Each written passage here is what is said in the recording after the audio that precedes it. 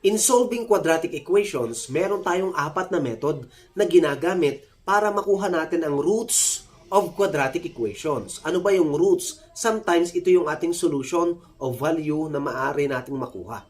Okay? Ano yung mga method na ito?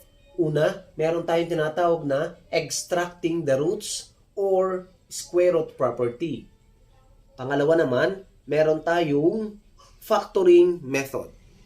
At ang pangatlo naman, meron tayong completing the square. At ang pang-apat naman, ito yung paggamit natin ng quadratic formula.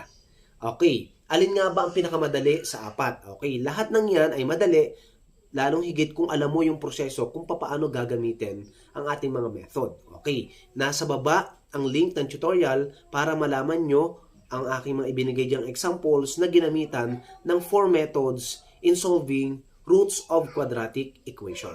Nandyan yung ating factoring method, completing the square, extracting the roots, and quadratic formula.